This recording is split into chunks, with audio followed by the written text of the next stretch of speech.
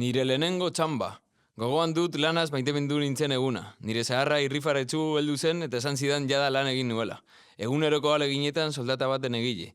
Hilko naute lan egiten ez badut, hiltzen naute lan egiten badut. Eta lana bihurtzen dugu ospatzeko gaia. Ik lan eta nik jai. Gaur forjariak lana utzirik gatoz guztio kalera. Guztion lana guztion esku. Lan. Azken hori zen Rijana eta hau da 5. Belarrijana.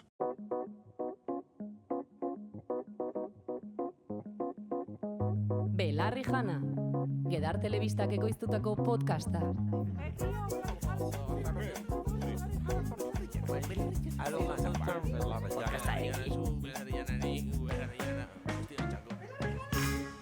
Kaixo, ongi etorri bere podcasta famatuak gonbidatzean oinarritzen ez duen euskal podcast bakarrera.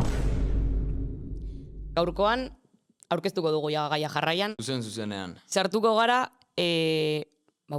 gai nahiko koiuntural batean, gaudelako miseria, gaztelangilon miseriaren erdian.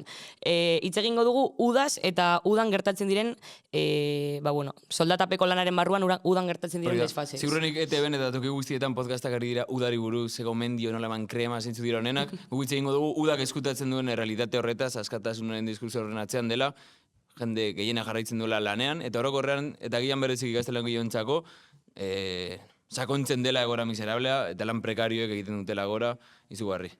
Aurreko podcastean aztertzen genuen apur bat zeintzuk ziren gazte belaunaldi berrien apur bat adar kulturalagoak eta gaur sartuko gara gaztelan merkatuan. Dagoelako soldatapeko lanaren barruan, eta itxura guztien arabera izango delako etorkizuneko lan modalitateak ere finkatzen dituena. Eta udan agertzen diren lan guzti horiek eta nola diren, adibidez, ostalaritza, orain sartuko gara, sokorrista bezala lan egiten duena. Txakurrak paseatzea. Umeak paseatzea, umeak eta txakurrak azuren batean. Orduan hori, nahiko genuke lan apur bat itzegin, ze formartzen dituen gaur egun, eta bereziki ze diskurso agertzen diren gaur egun. Soldatapeko lana justifikatzen, eta gure ustez erratek egin marko zitzaien aurre.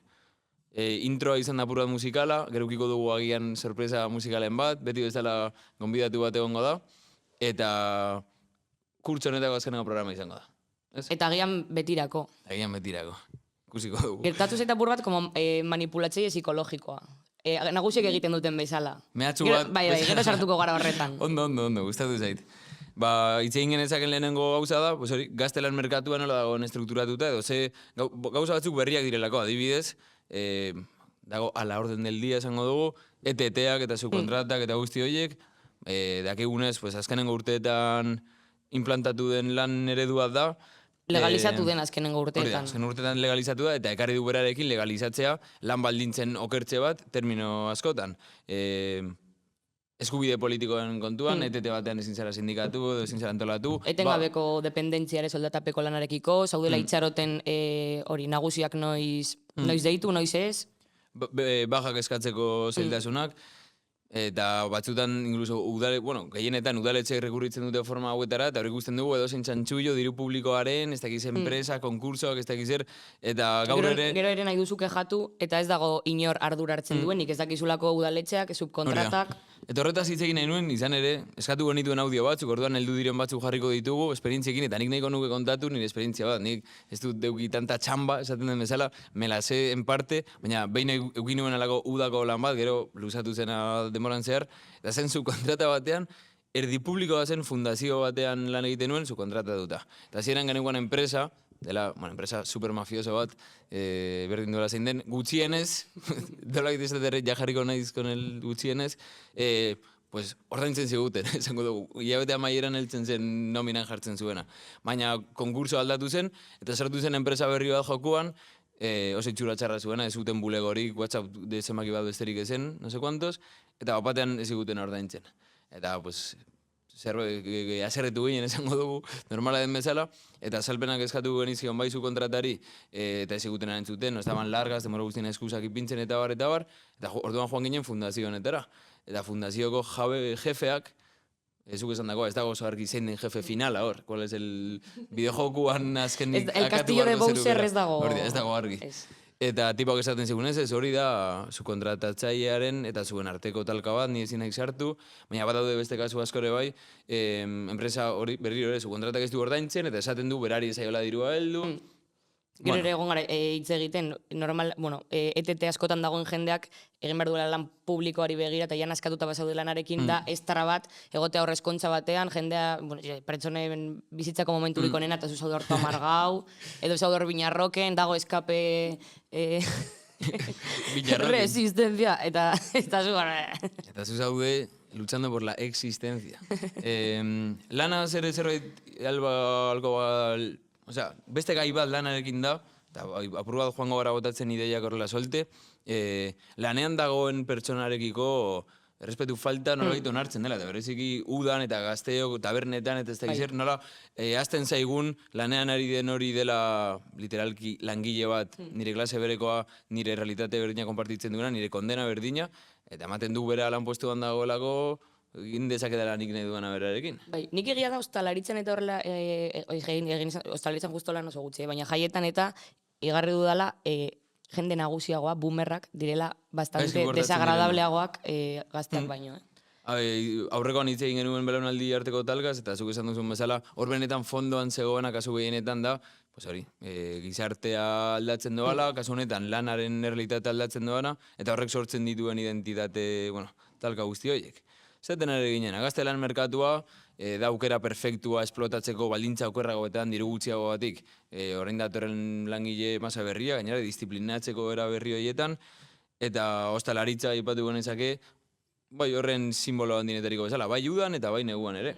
Ostalaritzan ere garrantzitsua da, normalean zure jabea burgez txiki bat izan daitekela, edo, normalan askotan dago lanean zure parean. Igual ez da milionarioa, ziurrenik ez da. Eta horre justifikatzen dugu igual agian gehiago, pairatzen ditugun lan baldintza miserableak, baina realitatean ere, hor... Bai. Tabernetako realitate hori, azken orduan helduko zaizula ordutegia, egutegia ere bai, nire aurrekoan lagun batek esan zidan guardian egon barzela, tipo, zu ezaude gaur lanean, baina egon zaite esadi edozein momentutan, delako, ez dakize, gabonak dirilako edo karnabalak edo ez dakizer, deituko zaitugu, eta zu egon barzela pendiente ordura arte, pues... Eta normalan ere gertatzen da herri txikietan, horri igual kritikatzeko, edo daukazu igual inkluso harreman pertsonal bat, jabearekin, zarete lagunak, egon bidatzen zaitu gero kaina batzuetara... Hor badago txantaje drogara agian.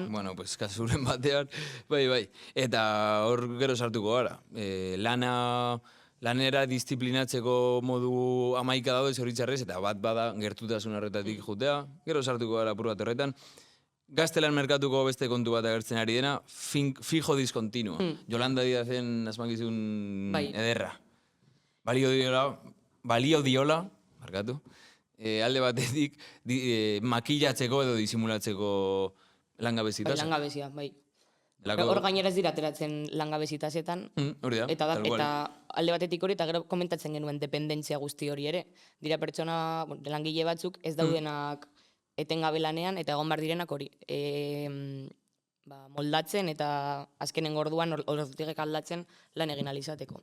Eta zure lan baldintzako horiek badira, edo zure modua, zure bizitza antolatzeko hain inestable baldin bada, horra gertzen da bizi eredu hori, aurrekoan aipatzen genuena gazteena, oinarrituta aldi bakarrekotasunean, hori tengabeko dependentzia bat enpresa jakin horrekiko, notifikazioa, ETT-ko aplikazioa, ez dakiz Infojobs eta beste aplikazio horiekiko. Etengabeko beldurrarekin langabezian ez egoteko konstanteki, porque langabezian bazaude, ez zaude gizarte kapitalistaren engranajetan eta ezin duzu bizitza bat garatu. Hori da, eta guzti seinalatuta zaude, horretan sartuko gara. Izan ere, eta ja deskribapen bat emanda, hori, ze diskursa dauden lanaren inguruan. Horrekorrean izkutatzen dutena, zeintzuk diren benetako baldintza nefaste horiek, norra ateratzen den irabazten soldatapeko lanetik, eta ze ondori daukan jendearen bizitzetan, edo inkluso gizartearen etorkizunean lana horrela antolatzeak. Eta bereizi ditugu bi esaldiren bitartez, ze bi diskurso diren gure ustez konfrontatu barrekoak. Lehenengo litzateke, eta bertsio desberdin asko ditu esaldi honek dela, somos una familia, esaten dena. Somos familia, abesti famatuaren bidetik, baina hori, denok... Nik dut ere, aurrekoan egon ginen hitz egiten hezkuntzan eta hezkuntza dela herramienta bat, disiplinatzeko eta ikasleen artean zehazteko zenbait ezaugarri beharrezkoak izango direnak lan baldintzetarako. Horre lantzen da asko adimen emozionala, nosek, eta nik uste dut beste triple bat. Baina, igual tiroak hortik datozela eukitzea, como identifikazio bat enpresarekiko, ba hori, eta langileak realmente ez dira zaintzen euren artean, da hipervigilantzia bat. Identitatearena interesgarria da, ze gure garaian gure identitatea esposatzeko modu dira sare sozialak, eta nahiko ohikoa da gutxienez ikasketa jartzea, ez? Nik ikasten dut enfermeria en la UNAM, ez dakit ez zer den hori. Lanarekin agien ez da inbeste gertatzen, sare sozialetan, baina... Bueno, dago jende bat en plan periodista, no sé qué. Bueno, bai, ez que, claro, hortik ere bizi direlako. Gero dago jendea jartzen duela adina, baina, bueno, con lo de no sé cuánto por ciento. Bateria, urte dela bateria. Eta nik ere ikusten nuen, nivel 14. Nivel 14 primaveras.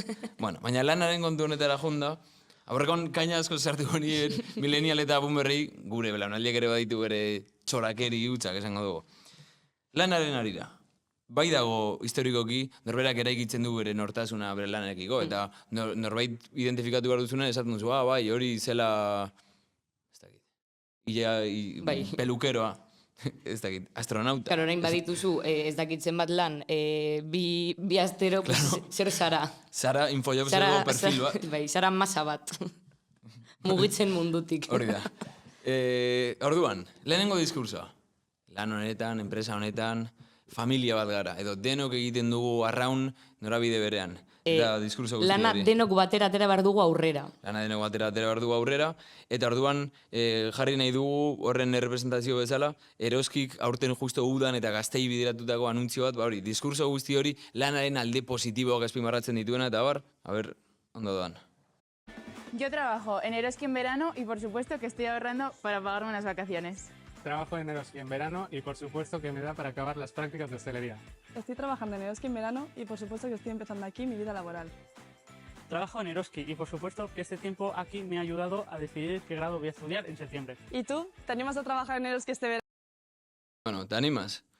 Eta zalentzari gabe, hemen ez gaude seinalatzen bideoak itera behartu dituzten gazte hauek. Hemen gaudena seinalatzen da hori, lana aukera bezala zure bizitza garatzeko ez dakit ze baldintzatan. Galdetu dezatela ze baldintzatan egon diren Eroskiko biltegitako langileak, edo... Nik egin dut lan Eroskin bastante, ez nuen esango baina. Venga, aurrera. Eta da kriston lokura, dagoen hipervigilantzia langileen artean, osea, begiratzute pila bat kameretatik eta bar, eta ez da horren beste ikusteko ea lapurtzen dagoen jendea, porque hori langileek beraiek egiten dute, baizik eta da ikusteko ea langileak zer dauden egiten, ea zer ritmotan egiten dituzten gauzak eta bar. Osea, da kriston lokura. Gero ere, horrelako enpresek eta, hor egiten dutena da, alde batetik, porque bideo horrekin nahi dutena da bilatu jendearen artean identifikazio bat, koma aurpegi lagunkoi bat, no seke, baina eskaldi beran dabiltza pila bat zuritzen sistema kapitalista, betetzen duten funtzioa, eta bar. Eta gustatzen zaizkitasko mota horretako anuntziak, porque es Coca-Colak egiten du superondo, Demora guztian sobre horrela todo, emozionalki orain dela urte jun batzuk eta en plan, hemen daude gerrak, no seke, por cada misil que se, yo que sé, sortzen dira... Horiste gerrari buruz. Bideo mitiko bat, bizitzan. Por cada arma que se fabrican no sé cuántas latas de Coca-Cola. Horrelako gauzak, Doble condena mundu edo Gabonetan loteria bideoak. Claro, horiek dira, bai. Telita, Horiek benetan apelatzen dute emozioetara, hor sinema... Ematen du negarre, oza, niri ematen negarre egiteko gogoa. Niri ere. Supermerkatuek asko egiten dutena diskursiboki ere da, eta ez dago agian hain lotuta lanarekin, baina merezi du aipatzeak, hori, agertarazi haien burua izango balira bezala, jendeari ematen diotena bizitzeko behar duena. Nola da, baratzetik zure etxera eramaten ditugu, ez dakiz zerbait. Gainera horrelako enpresetan dela kooperatiba, hemengoa, kilometro zero denbora guztia. Eta hori guzti beharko litzatekena da, hori bizitzaren garestitzea bizitzen ari garen honetan, zelako esaldia, norrari da hortik benetan irabazia, kalkulatu daitezen irabaziak ateratzen.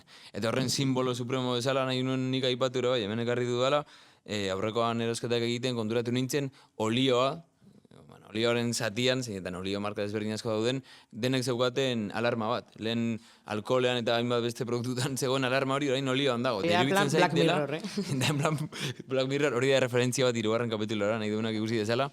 Eta lehenengora. 3. esan nuen lehenengoan esan nuela, bueno, hau garatzen ari da oso ritmo interesarri batean. Olioaren alarma, niretzako da simboloa, simboloa, da apur bat, gizarte osoan gertatzen ari den prozesua konzentratzen da botila batean. Izan ere, prezioak gora doaz, argi dago, gero eta jende gutxiago kekuko duela. Edo, jendearen akzesoa gero eta gutxiago izango dela oliora, eta gizarte honetan ez dago modurik bermatzeko jende guztiak jarraitzea edukitzen sarbidea olioaren kontsumorako. Eta aldiz, jartzen dira, baliabide teknologiko eta pertsonalak ez dakit nola esan, kontrolatzeko jendeak ez duela hartzen berarentzako dirurik gabe. Osa, lokura da. Eta horregongo dira kamarak eta alarmak, eta behar duen norbetek lapurtzen duenean dira lehenengoak behartuta daudenak ere bai, edo seguraten bitartez eta polizia horra sartzen. Osea, supermerkatuek ezer gutxi esan barko lukete gizarteari laguntzari buruz. Gero gainera txantaje hori. Nahi duzu jarri 10 zentimo para las causas solidarias. Bueno, sin más. Lanari buruzen. Beste egunan batean nahi baduzu supermerkatuei buruz zehazki. Zu kontatu duzu esperientzia bat supermerkatuan, heldu zaigu audio bat, eskatu genuen zerbitzualetatik, eta heldu zaigunetako bat, balio diguna apur bat, denok gara familia bat, diskurtso hori, bueno, desbelatzeko, da eroskiri buruz ere, eta entzungo dugu. Bale, 2008an sartu nintzen eroskin lanera, eta zazen atope COVID-akin orduen laneko berrixo esoskoen itxen ni puto kaso. Eta mozustien, erropa bat nire taia kontuen aukibarik, neurtzen dut bat 55, eta orduen geratzen jaten frakak enorme, lotu binauela goma bateaz, lehengo gunien, para poder reponer sin matarme en el intento. Eta aldi berien, en pleno agosto, kamisa bateaz, luze-luzia. Eta esan hotzan enkargadia igalduzte zuemun, nire taiako erropa, eta udako erropa mesedez, eta esazustan remangate. Remangate, nire bitzen zaitu oso erantzunena, da jefe batek esaten dizuna, zerbait exigitzen diozunean, edo remangate, ez? Como... Gainera, eroskiko outfita ematen duzu izoski saltzaile bat da super ridikuloa. Horla, karratu txuri eta horriekin. Bueno, karratu txuria beko langilek, gero ja ez dakit nolaitzen den, beste batzuk dara mate beltza eta zuria, hori ja markatzen dira rangoak. Eta horretaz hitz egin barko litzateke, familiaren eta denon itxasontzi berdinaren diskursoaren atzean dagoena da, hainbat eta hainbat herramienta daudela, bermatzeko elkartasuna zunbatzea, adibidez, kargu desberdina daude. Eta kargu batzuen ardura izango da, zulen esan bezala, behan daudenak disiplinatzea. Eta horrek bere erantzunak biko du ere bai, lan baldintza desberdinetan, ez dakit, eskubideetan, bueno, lo que sea, soldatan desberdintasunak egongo dira, horrek sortzen duen kompetentzia mobidearekin, jendeak txibateatzea, bueno, besteak egin dezaken saber. Jartzeko outfit beltza, en bede gorria. Horrelako ohorezko kodigo moduko batzuk ez, eta zalantzari gabe, jefea ez da zure familia. Ez du zure harreman berdina enpresarekin, ez lan horrekin, ez bertako irabaziekin. Ideia irutzen zaitu oso interesgarria ikustea, ade ikasi duen jendeak, gero askotan egiten dute lan konsultorietan, daude las Big Four, no sé cuantos. Eta hor bakoitzak dauka, ez dakiten senior, junior, no sé cuantos. Eta da en plan, tragatu behar duzu kriston mierda, joateko poliki-poliki, gora, baina hori, igual dira 12 orduko lanaldiak, gelditu behar dira superberandura arte, dago incluso hizkuntza propio bat, en plan, dituzte como euren terminologiak, tengo un call, eta tengo un call da en plan, zaudela zure lagunekin poteatzen, eta tragatu behar duzula mierda bat, bezero ingles batena nahi duela, jo que sé. Startup, eta horre guzti hori, ez? Claro, importatzen diren gauza guztiak esango dugu. Guzti honekin eta eskerrik asko adibidea edo esperientzia bidali digunari, hori, agerian gelditzen da, ez garela denok familia bat, batzuk irabazten dute eta beste galtzen dute, eta gainera neurri disiplinatzaile obvio horietatik aparte, direla esan ditugunak, kamaretatik hasita, beti guztien dira tabernetan, kamarak ez daude, ez dakiz eri begira, ez dela justifikagarria ez da ere, daude langileak espiatzera, ez desaten lapurtu edo dena delakoa. Fitxatzearena ere... Fitxatzearen asuntoa, zalantzari gabe, lanetik kanporatzea bera da, etengabeko mehatxu bat, mundu honetan, behartzen zaituena onartzera ez dakiz barbaridade, muturrera eraman da. Zaten dizunean, en la calle hay mucho frío, en la calle hace mucho frío. Esan dizute zuri. Ez niri, ez baina ikusi dut. Esan dit lagun batek, honen aira kontatu zian lagun batek.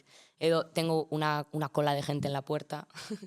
Edo nork nahi du hemen lan egin, gezurra da, seguramente. Pues alako gauza, nabaritzen zaienak alako eduki violento bat, horietatik aparte, lehenengo zati honetan nahi genuena konfrontatu da, batzutan dagoen txantaje emozional asunto hori, bueno, bagizu nola esaten txantaje euskeraz, hau detaile bezala.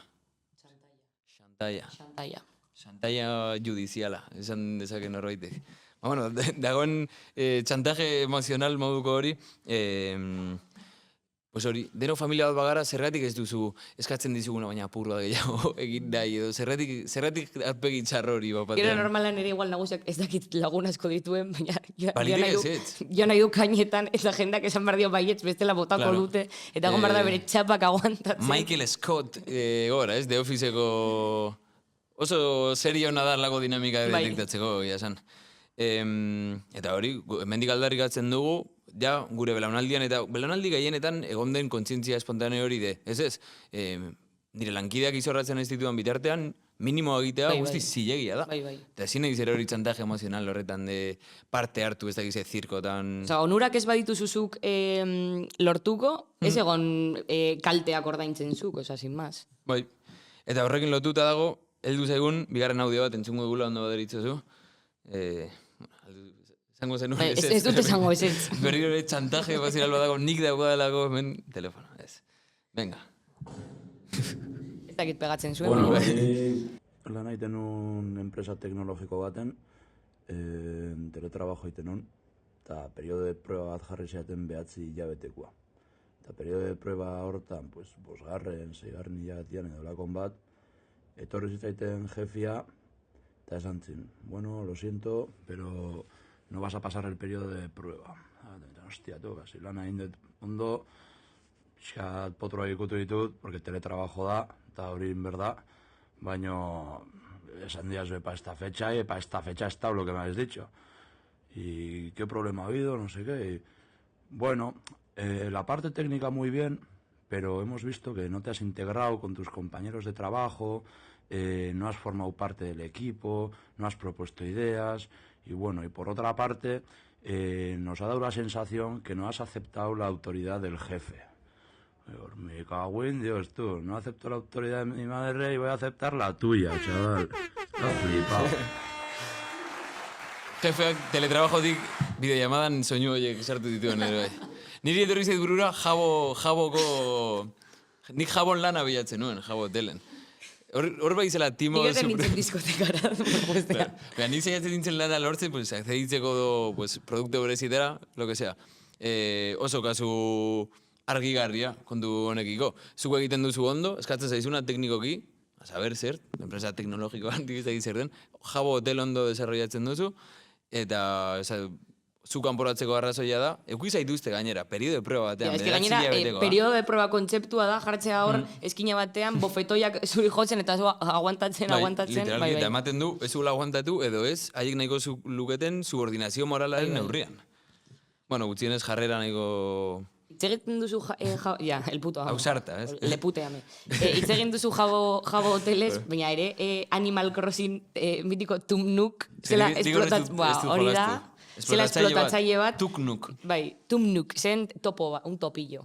Eta jan bar zinen, zuhaitzak mugitzen, sagarrak eta horrela hartzen, eta gero ordaindu bar zenuen hipoteka, baina topoa zen, un explotador, igual egon bar zinen... Zure etxe jabea da. Bai, zu igual egon bar zinen, como hiru aste, bueno, lokurón. Orduan, lehenengo ondorioa da, ez dezagun utzi tuknuk eta guzti horiek, halako txantaje emozional eta diskurso guzti horien bitartez, eskutatzea zein den errealitatea. Dela, bueno, saldatapeko lan batera sartzen zara, zu bizira izateko eta bitartean esplotatu da zara, pues, baten irabaziak edo ez dakize zerbitzu mantentzeko, bueno, gauza guzti horiek. Hori zen lehenengo diskursoa, denok familia bat garenarena.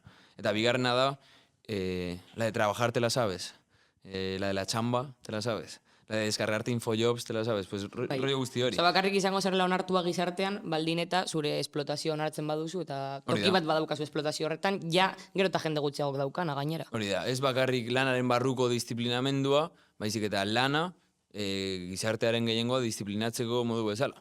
Zeinak justifikatuko duen zure existentzia bera, termino materialetan bereziki, baina baita ere termino diskursibo horietan, ikusten ari garelako, bueno, sartu bindezkan gauza desberdinak aipatzera, lehen egon gara aipatzen, kapitalismoko askatasuna zer den benetan. Azkara zara, goza ziltzeko, nahi izatekotan ez lan egin. Lehen ere komentatzen genuen, agian beste gizarte, bueno, beste formazio sozial batzuetan, zuzinen esklaboa, zuzenean, hor harremana oso garbia zen ikusten, baina eske gaur egun ere, kapitalismoan suposatzen da gizakia askea dela. Osea, gizakiak dauka askatasuna etxe bizitza bat izateko, baina ez dauka beti. Eta hori, gizakia askea da lan egiteko, osea, gizakia askea da esplotatu izateko. Eta horri txegin genezake, adibidez, apartheida hitz egiten denean, Afrikako ez dakit nola esan formazio politiko horri, edo gora horri, gaur egungo ikuspegi aurrerakoi batetik oso erraz ikusten da, ze puntutera arte den zentzugabea, gizartea bi sektoreta manatzea esango dugu, eta bat izatea okerragoa, evidentemente, eta bestea hobea, eta egotea hor banaketa bat, eta horretan oinarritzea. Eta aldiz, ze normalizatuta dagoen, errealitate berdina gaur egun. Jende aberatsa bizi da toki batean, hegazkinean bi toki desberdin daude, Coachelan edo Viñarroken, bueno, Viñarroken igualez, baina, bai. Zure harreman sozial, oza, zure harreman guztiak dena. Zure bizi baldintzak, hori, mugatuta daude, eta hor dago meritokraziaren diskurtsoaren arriskua. Lan egiten baduzu, lortuko duzu, bizi on bat, edo horren korrelato edukatiboa dela, haber estudiau.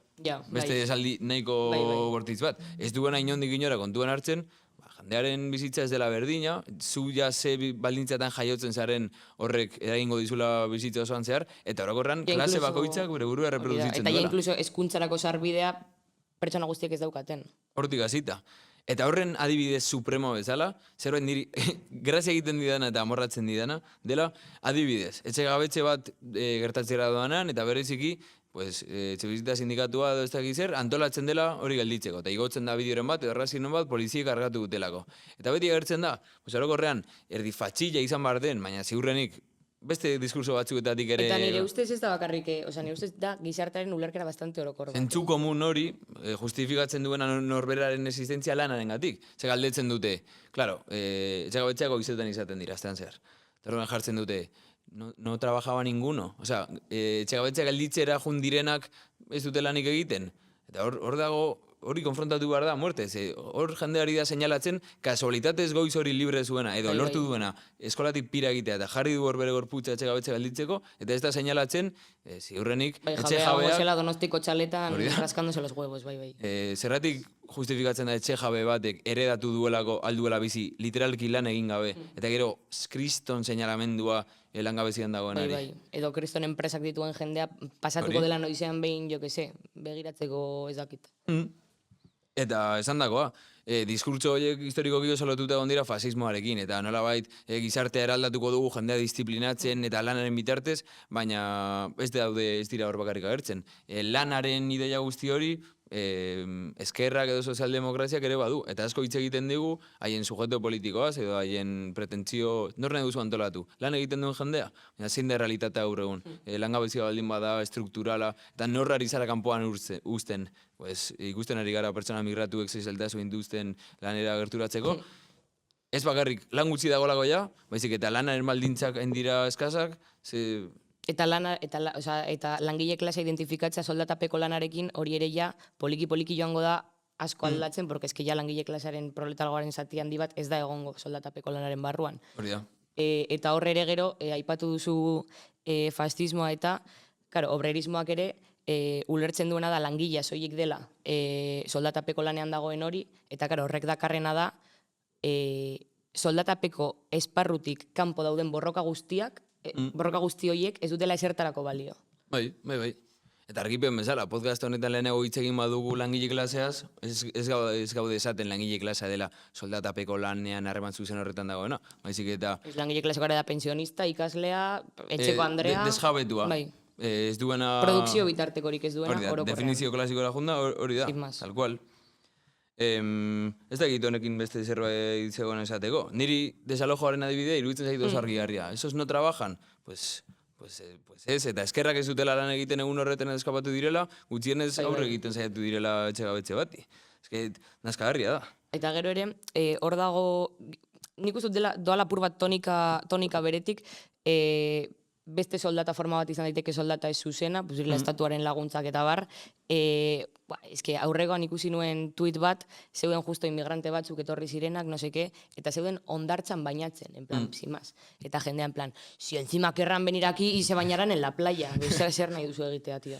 Jendeak nahi du kondenatu, jendea horren bera, eta bariteken hori esaten duenak bizi miserable bat, lan miserable baten ez dakiz zer, baina hor fokoa da aldatu beharrekoa. Ze horre diskurso hori, levantar el país esaten dena, edo nire zergetatik bizi dira ez dakiz zer, zein ari da benetan zure zerra lapurtzen? Zergatik ez duzu seinalatzen polizia edo ejertzitoa? Eta lapurketa sistematikoa gero izango dugu, baina da gainbalioa, eski ja lanean zauden momentutik, eta lanean ez zauden momentutik, eski ja lapurketa bat dago hor. Hori da. Eta hor ere, zelako dekadentzia, osea, naiz eta jendeak gero eta lotura gehiago ukiko duen soldata ez zuzenari, eski, karo, dago ere zerbitzu publikoen desmantelamendu bat, etxegabetzen den jendeari ematen dizkiorete kriston zuloak, eta ematen du onartu behar duela, edo onargarria dela gizartan, bueno, ez du etxerik, pues jarriko dugu hemen, en un cuarto oscuro, hori zendula konpondu ez da Little Jonek, con 0 metros cuadrados.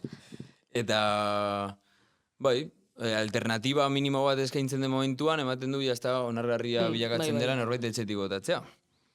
Orokorrean, diskurso guzti hori, dela de trabajar te la sabes, dela nolabaiteko disciplinamendua lanean ez dagoenari, edo lan bat onartu nahi ez duenari, zuk lehen esan dagoa. Zuk ez duzu lanago onartuko baldintzen gatik, jakin atzean dagoela, ez dakizema jende, nolabait egia dena, onartuko duela.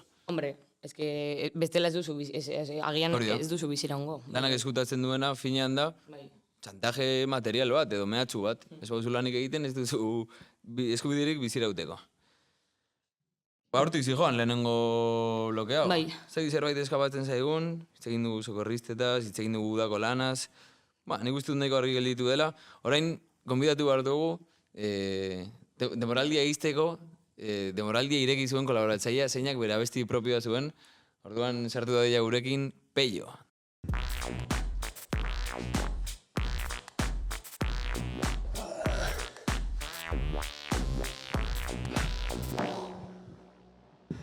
Kaixa. Lehenengo eta behin, zure bakarak ezta? Dola? Mek. Klasikoa, Azteko era bat, ezta? Agurrik behar ez duen gonbidatua, Ondo. Hasi, segi. Bai. Ondo. A ber, nik esan batzu gauza bat. Nik falta mutu batzu bastante. Lortu zuen? Nik Belarrijana da praktikante dekoten geuse bakarra. Okera bakarra hitz egiteko norbaitekin. Payasoana nazionalkitean mierda hori da, como, no? Lantzean behin, claro, nik ez tekotenan Belarrijanarik, ni igual nau etxean, igual... Hibernatzen. Bai, igual bilusik, igual zer diño. Zer egizaten? Ez zu joaginko duzu. Esan gurot, nitzako importantea da. Momentu hau, eta ia gauza landuan, ez da? Ja, un poco cierra temporada, ez da? Ni oso posik nau, eta hain posik egonaz, gure zutela olerki bat egin. Bara esatik edo, Urduri nao. Ezin dut burutik endu lehenengo kapituloa eta... Lehenengo kapituloa, Bai. Ondo juntzen. Ia geurkoa, emoten zon, kapituloa eri, eta dietamente olerki bat, kontu zein da, nirikotela alopecia mental sakona, ezta? Orduen ezin neik idatzi partekante olerki bat, nik ez tekot baliabide molekular... Bueno, enaz podcast perfektu bateko kideo ez. Eta zein du... Kidea pasara. Kide perfektu bat bai, baina... Bueno, ChatGPTek idatzi dozte, olerkia, ados. Ni jarri dotzet, ziakus, eta ziakus da termino orain arte ez du zenera manejatu, ez da? Bai, zerbatik izango da. Ezen duten zelakin Afrika, Ez, bueno, ez da harik, ni jarri dut, ziakus eta Belarrijana informazio bat emontzet, eta eskatu zen, erdi bizkaierazko olerki bat, oso laburrein deu. Badakizu ChatGPTek, ChatGPTek, bakarrik dauka informazioa goreta 2021 aurretik. Bai, baiti dino, baina ez da inegia, Ez. De repente dinotzu, bueno, azken aldian ez da zure izkera oso egokia. Azken aldian, primo, zer da, ez da zu? Insultatu duzulako. Jarto, bai. Bai, ez? Bueno, ez da barik. A ber, erabaki dut drill formatuan abestea ChatGPTren olerkia Belarrijan antzako, jaki azkenengo egun adame bai, eta... Orduan, eskatu duke... Abanguardia artistikoa, Bai, directamente, oso laburre da, jarri basea eta nik rapean... Barrotes. Ados? Ados. Volumen egun, Yeah. Belarrijan, ChatGPTren barrietan. Bost, 0, sortzi. Duran galdea.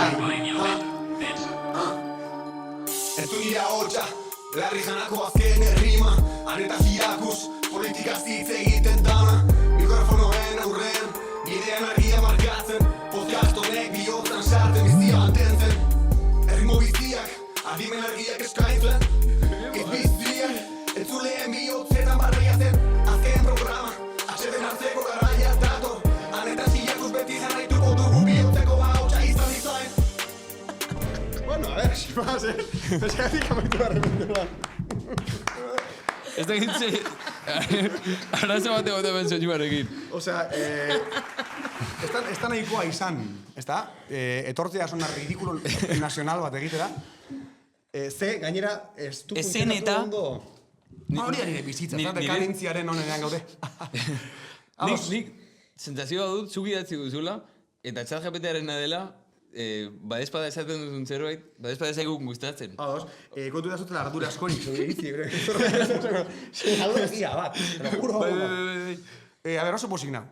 Orduen, sorpresa gehiago dekoaz, baina dekoten sorpresa bat da, bueno, nik saldi bat daukat, sartu daitela, saldi bat. Zentzurik, ez? Ez. Da, beste movida bat, baina nire ustez, alduguna inda itxi azkenengo momenturako, sorpresa hori, Ados. eta podcastaren amaieran ja, holan badakizu zer da, eta mantentzen da jendia hor, espektatiba horrekin, bale? Clickbait. Uste duzu noizbait norbait heldu dela Belarri Janaren amaierara? Hori begiratu daiteke, YouTubeko... Heldu da. Jende bat heldu da. Ausartak direnak heldu dira. Txantaje emozionala egiten. Ados, beste horik, ez zaiten luzatu lar, goera hau. A ber, komentu duzu apur bat, ja hartzen zuen gai, Vale. Gazte langileon lan baldintzak, tal. Orokorrean, langile klaseko gazte bat bada, eta lanean badago lan baldintza txarrak izan behar direla bai ala bai.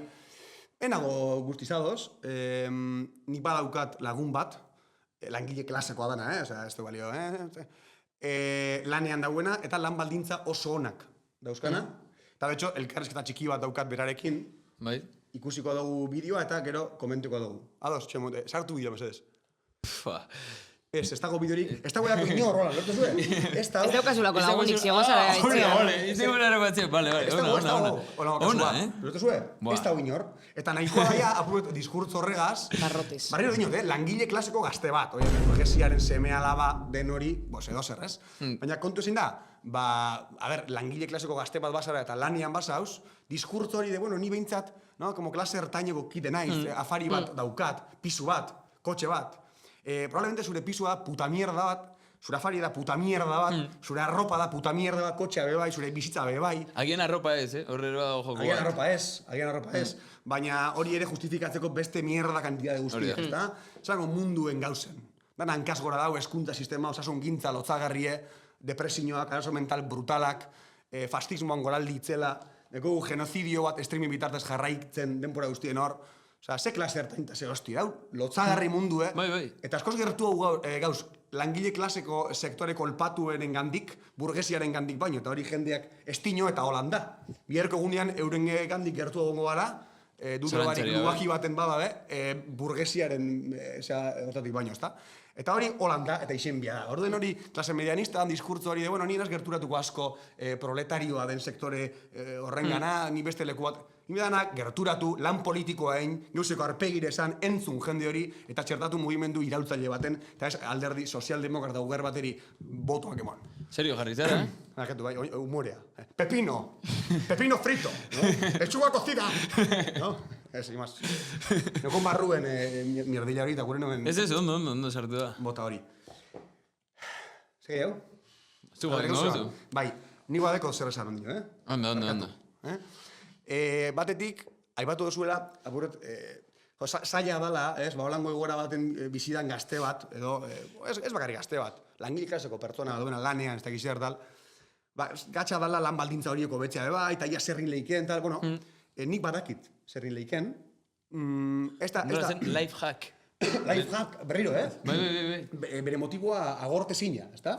Bizi guztia con el, bai, ez, aholku bat, da? Da bastante gatxa, lortzea, baina behin lortuta lan baldintzako betzen die beti. Eta da, hartzea farlopa. Por favor, zer dino? Zer zentzurik, ez. Niondik nira bez, da antolatzea, eta borrokatzea. Segia da, diskurtso bat, baina segia da, antolatzea eta borrokatzea, gauz bereziki desartikuleta, gure lanean, eta lotzagarria da, lan baldintza berakor batzuk. Eta hor bago zer esana, lan baldintzako hobetu badira Inglaterrako minetako barrakoietatik gaur egungo unera, ez da burgesiaren onberatasun bat jaio izan delako, eta langile mugimenduak borroka egin duelako, inposatu izan ditu hainbat hobekuntza, eta garai batean zehar mantendu izan ditu, baldintza jakin batzuetan. Eta gainera lan baldintza horiek ez dira estatikoak, orain ikusten dugu ere, ez dut esango gaudela 19. mendean, baina bai ikusten dugu 8 orduko lanaldia con pinzas, porque gero jende altzen da etxera eta egin behar du lan berdin ordenagailuaren bitartez. Edo bi lanetan sartuta dago, beharrezkoak ez direa, baina kasi ordu ekstra, ez da gizzer. Kriston kontrola. Bai, eta funtsean hori da, unik uste dut antolakuntza falta bat, segieda askotariko problematikak emoten diela, sektore ezberdinetan, eta lanpostu ezberdinetan, baina danan erroan, bai esango nuke, gauza komun bat dela antolakuntza falta bat. Joder, behintzet antolatu, behintzet, aunque sea hartu kaina bat, edo kafe bat lankideakaz, eta esan lankideari, ez? Hola, ke hace? Antolatuko gara o ke hace, no? Hori da minimoa politika egiteko.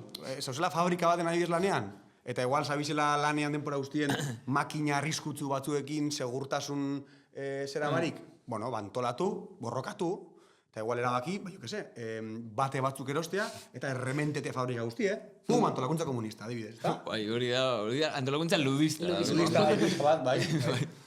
Ludovikoen haudin, zagarria borma. Eskuntzan adibidez hauz lanean, imagineu, ez da? Imaginatu. Nork imaginatuko luke. Ja, hori da. Abade batek, agian? Esan gurot. Kontua da, eskuntzan lania basauz, claro, adibidez imagineu, de repente, hostia, lan burokratiko pila bat daukagu, ez dakizer, tal. Joder, lan burokratiko hori guztia imprimatu adibidez, antolakuntza baten bitartez, inbarrikada bat azue, mobilari. Adibidez, no? Jo que zeu zer. Ez, ikusten dut nora aldun, arazo individual ematen duen hori, gutxienez, tratatu kolektiboki eta erantolatuan erantzuteko. Claro, hori da. Bai, ze gainera guapo dago sentitzea antolakuntzak dakarren arrotasune eta indarra.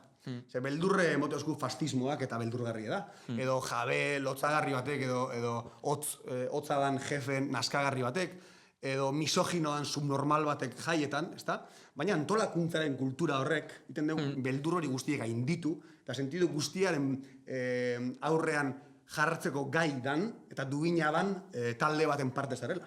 Eta hori guapísimo da. Esan gero dira motibagarri, eta hori kultura hori nik uste dut eratu behar dela, ez? Hori bai. Batzuetan gatsa da antolatzea, hori horrela da. Ez da beti erraza. Baldintzen gatik, gogoagatik, despolitizazio konkretu bategatik. Hala ere, aholku batzuk dakartez, jende horrentzako, zeinantzako, igual gatsa dan antolatzea, baina igual gure duen bere lanpostue sakutik hartzera bieldu. Ezta? No? Akabe daigun lanarekin gaur. Nola? Ez? Banik aholku batzuk dakartez. Edo, gomendio batzuk. Adibidez, garbitzailea basara. Ados. Ez? Garbitzailea zara. Adibidez, lurre pasetako jaboie erabili barik, erabili zenki igual, bonitoan olioa. Naskagarria. Da putada bat, mundu guztitzako, arrainu zine, naska gardena, ezta? Ondo. Edo tabernaria adibidez zara. Tragu bakoitzean, fentanilo pizka bat. Eta pizka bat. Arriskutsua, baina horregatik, ezta? Bai, arriskutsua. Igual nagusiari hobeto, no? Herri guztiari baino, ez que gero herri guztian baten dute Walking Dead, mundu guztiari. Bai, hau revisatzeko jarriko, bale? Beste bat, udalekuetako monitorea. Umiakaz. Bai. A ver, ezin lehia hori da zuno. Eta urako lan bat da, bai. Adibidez, gamarrako piztinatara alzara joan, eta mangituak ezekoan. Arazoak seguro, egongo dila. Bai. Eta zu joan apur bat manga ere. Ja, no? Umea, ez laiz imaz. Edo, arropa dendarie. Hau guapo dago. Arropa dendarie, honek elaborazio apur bat gehiago, Dakar, dala, zuk denda zarratu, hartu arropa dana, eta joan txintxe plaga bat dauen etxe batera. Ez da inzaila, Ez da inzaila. Ikasle pisu batera, zoaz, Eta etxe arropa danak hor, eta hartu goizian.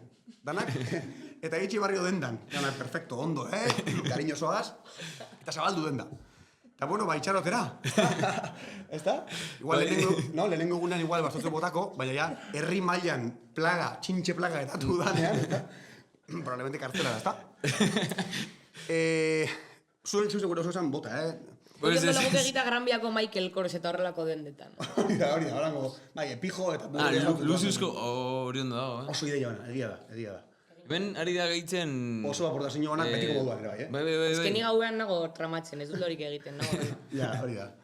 Bai, edo abiez polikiroldediko langile bat zara, igual... Tipo bedel. Adibidez. Eta bueno, igual, adibidez, uden zauz, bero, lotzagarri bat, eta igual gimnasioko aldageletan, uden hor, kale pasioa topera jarri zen, bai, ez da, hor, crossfitetik datozen personak, hor, lako beroaz, bero gehiago, aldageletan, hor zabaltzen da deshidratazioarako oso aukera interesgarri bat. Bai, nik garai batean egin nuen lan multideporteko monitore bezala, eta gure polikiroldegiko bedela kasi kanporatu izan zen, segolako txantzetan baloi medizinal edo asko pisatzen denelako batekin, eta upe bat egin zion, hartu! Eta besteak ez zuen pentsatzen denelako baloi bat zenik, eta bumba, buru osoan. Beta zen Irene Bila. Eta lortu zuen akobarius baten bidarte estratu batera eltzea ez eramateko beste instantzio. Bai, hori da. Hori da jefeak ere jartzen zu gabonetako saskia. Hori zen gabonetako saskia, bai. Bai, edo ez dakit, adibidez, larrialdietako langilea, zara. Bueno, simplemente zinez, ez? Osa, ez hartatu, inor, utzi gertatzen, ez, gauzak. Edo ertzaina bazara, adibidez, amildegitik alzara bota, eta ya, perfecto, ez da ondo, bai, ez da bila, fikatzen ez da bilela ondo... Nik uste dut, postprodukzioan funtzionatuko duela. Vale, eman zuketan nik bat bada ahoarekin egingo dut. Vale. Bueno, ez da justiz hori nahi bazta, baina... Ados. Edo, politikari profesionala zarela. Bueno, baldo zuten una puta vez lan egin, bai, eta kanporatu izango zara, ez? Edo abadea zarela, ez? Adibidez aldozuz, umeak itxi tranquil, bai, bai. Como guze txarto itea da raro itea, beti aukera bat, ezta? Eta, bueno, zer nahi guztu zuen movida. Gomendio onak dira. Faltako litzatekena sektore guztietarako gomendio propio bat edukitzea. Deitzen ari dira, Markatu. Ostia, ama da. Hartuko. Bai, hartu. Gero moztuko dugu. Eman gomendio bat zura mariera. Esan gote gauzela direktoan, bale? Vale. Ama, markatu. Ikusa, zauz direktoan, lehenengo eta behin. Txon. Zeran haitite ito da la ollasko ezurbeteaz. Txon, bueno, ni joan inmeda, bale? Arratu San Juan, España.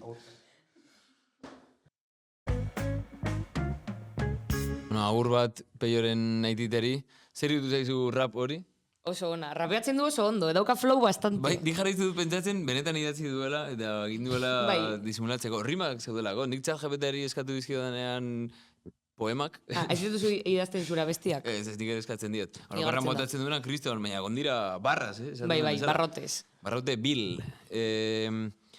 Orduan, programa maitzeko, ideia batzuk zerrendatzea komuniko litzateke. Bez? Lehen atera dira gauza batzuk, baina orain igual orokorrago. Eta lehenengo ideia da, batzutan hasten zaigulako, eta ez dagoelako oso argi ere jendaren buruan da, soldatapeko lana, edo soldataren harremana, ez dela naturala. Gizakiari desaio berez ateratzen, ez da gizaren truke lan egitea... Lehen ikastea eta horrela zaio ateratzen. Naturalki ez. Eta, oza, horreren ikusten dut, igual gu entzuten egon den jendeak, pentsatu al izango luke. Bai, baina bek dauzaten soldatapeko lana bolitzeko, eta orduan zer egingo dugu. Nork egingo ditu ospitalak, nork egingo du, jo que se nola jango dugu. Ez, zalantzari gabe, gizarte bateko behar dugu natura eraldatu, nahi badu urla definitu lana. Kontua da, ze harremanen baitan egiten duzun. Historikoki egon dira beste batzuk, eta ez dugu esaten hobeak zirenik, esklabutza ipatu dalen, feudalismoa ez dakiz zer, baina egon ziteken beste modu bat. De hecho, beste modu hobe bat, zeinak ez duen funtzionatzen interes pribatuaren arabera, baizik eta denon ongizatearen arabera. Eta produzitzen den, hori, bakoitzaren Denon gizarte guztiaren ongizatea. ongizatea bermatzeko, dagoen denbora gehiago, jo que se, Bai. gaitasun artistikorako, harreman sozialak garatzeko jendearekin. Eta de repente, irizpidetu alko litzatekela guazen natura zuntzitzera. Orain naiz eta jendeak adirazi borondatea, kapitalismoaren dinamika bera da, imposible egiten duena ez zuntzitzea hori. Ze irabazia etengabe izan barba da, ez dago irizpide etikorik edo arrazionalik alduzun tartean jarri.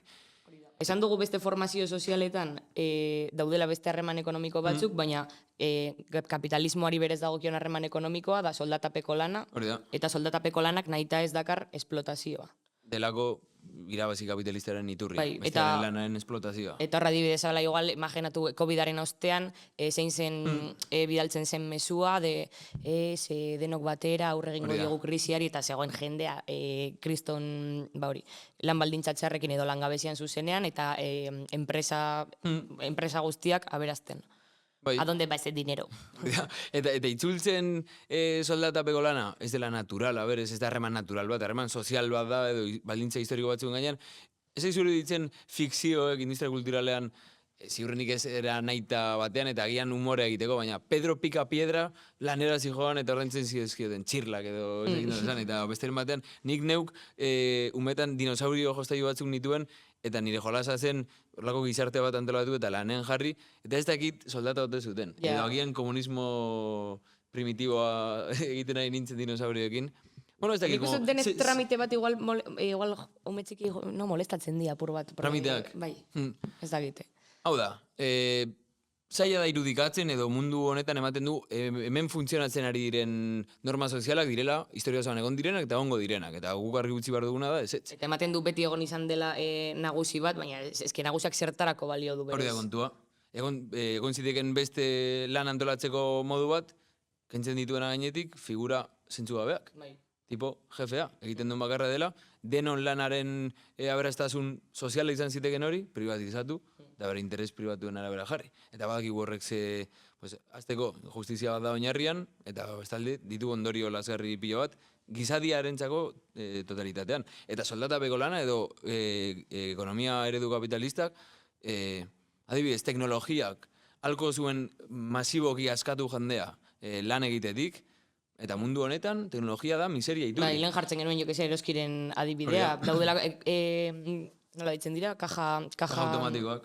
Automatikoak, ez litzateke beharko. Hori da. Jenderik, kontua da gaur egun horrek hartzen duen forma dela langabezia.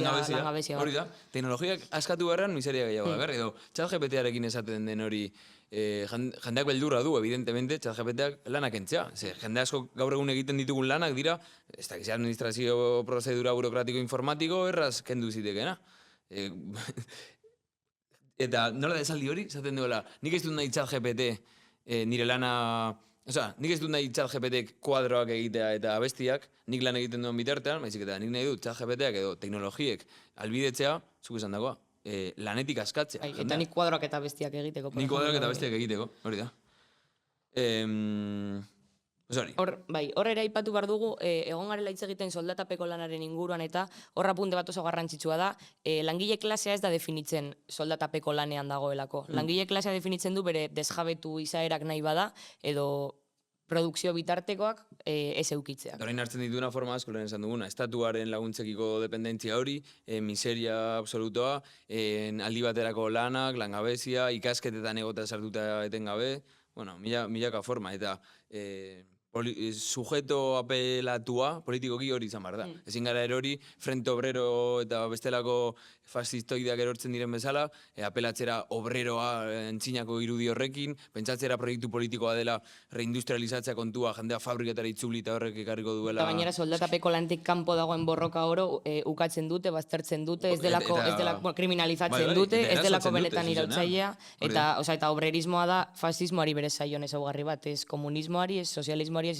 inongo proiektu emantzipatu. Eta ikusten ari gara diskurso horiek nola gaur egun bilakatzen ari diren arrazismoaren oinarri edo justifikazio, ez dakit dela esan. Egiten duena jende honek, enbede salatu soldatapeko lana bera, egiten dutena da, langabeak eta kuadro horretatik kanpo gelditzen den jende oro, salatu, kriminalizatu. Harreman sozial injusto horretatik galtzen ateratzen dena seinalatzen dute, arazoaren oinarri balitzu bezala. Eta guk hemendik azken mezu bat edatu nahi badugu da, egin behar dela kontrakoa. Gorrotatu behar dena da, soldatapeko lana bere baitan, seinalatu behar dira ordan figurak, nagusiak. Eta soldatapeko lanean antolatu behar da, soldatapeko lana abolitzeko, da urrats bat, izan ere, lortzen duzuna da, pues, kontrol kuota gehiago, botere gehiago, eukitzea langile klasaren artean. Dela azkenan, pues, lortu behar dena, langile klasaren antolakuntza independientea.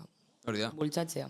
Eta nahiko gaina sartu dugu orain, Peio junda emergentzia hori ziuelako, baina esan duenagatik sorpresa batzekoan prest oraindik temporadai amaiera emateko eta ziurrenik gaiarekin jarraitzeko. Orduan berarekin uzten zaituztegu, eskerrik asko guztioi.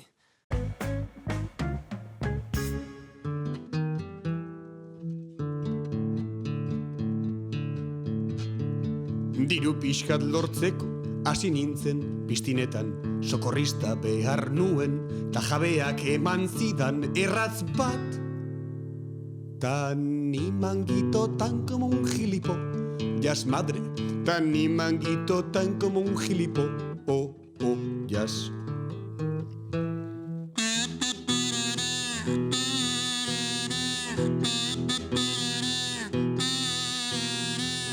Fregona pasatzean dantzatu egiten nuen, jabetu nintzen erako lau kamara niri grabatzen zeuden.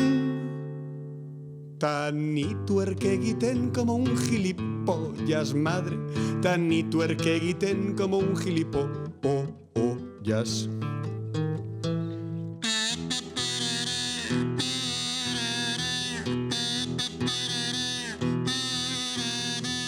Lanpostu bat neukanta, sepera joan nintzen arro, paroa kobratzeari utzi behar niola. Ta ni kontratu gabe como un gilipollas, madre, ta ni kontratu gabe como un gilipollas.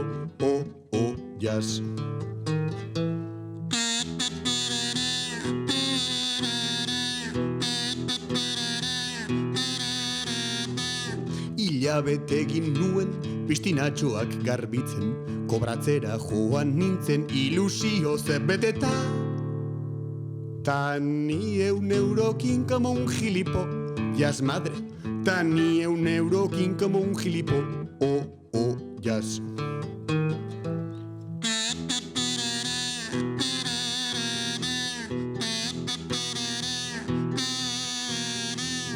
Nagusia hiltzera joan nintzen gau batean. Kloropastilla artean, subnormala hilda zegoen jada. Ta ni pistolakin como un gilipollas, madre, ta ni pistolakin como un gilipollas.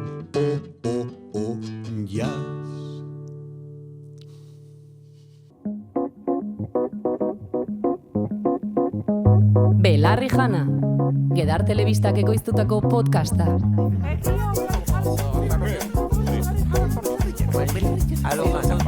Podcasta